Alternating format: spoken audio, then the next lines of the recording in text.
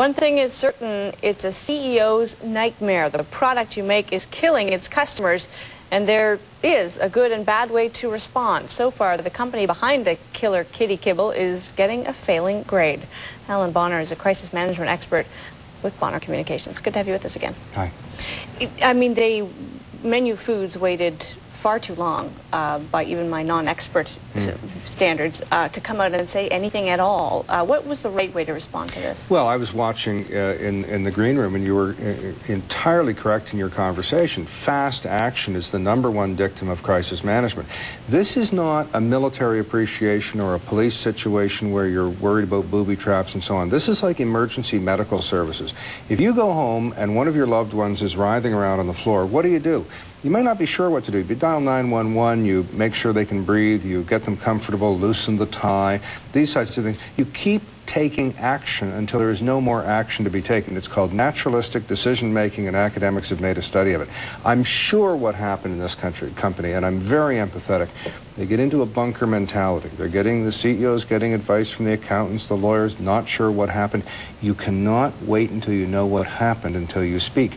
Nobody knows what happened to TW800.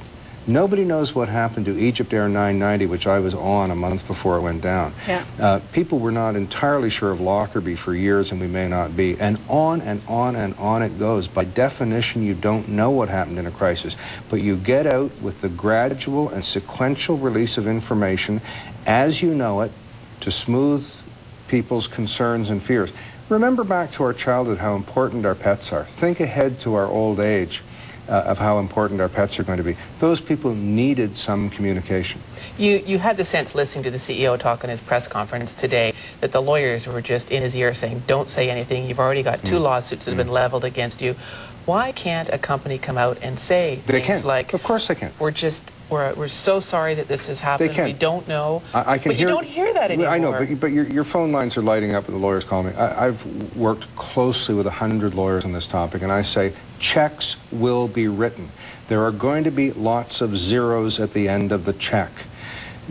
Only if you're in a position of liability where you admit culpability and say you're sorry in that way, does it have a tendency to increase liability. I haven't had anybody quantify that for me. Is that 6%? Is that 2, 8, 14?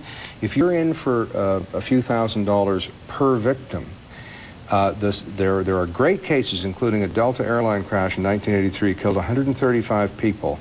The studies show that those people did not seek punitive damages because the airline communicated with them, even when it was shown that they erred in their attempt to land. So you can do it. It is very standard and understandable and acceptable legal advice. But guess what's being taught at Osgoode Hall right now? Guess what's being taught at Harvard Law School and University? The therapeutic value of an apology. We also have new legislation on the books in many jurisdictions that allows an apology to happen without liability. So it can be done carefully, judiciously, thoughtfully, and it must be done.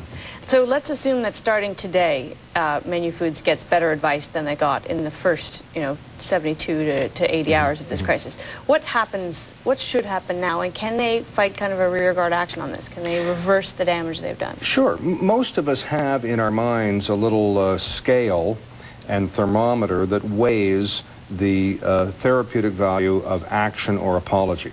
The general rule is you have to have an apology or a remedy that is 4 times greater than the offense.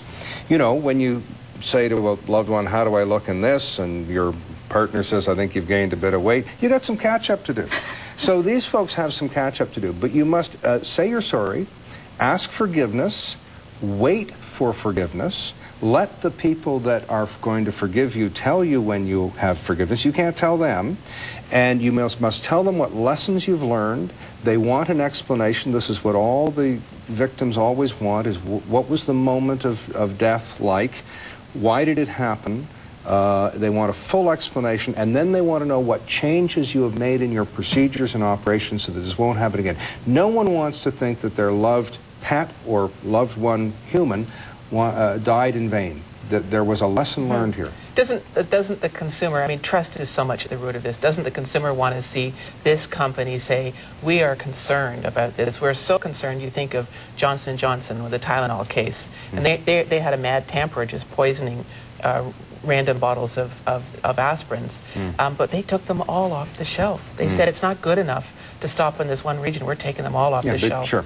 Now, a word about that case, because I know that's coming to people's minds. 7 youngish people between age about 12 and 40 died.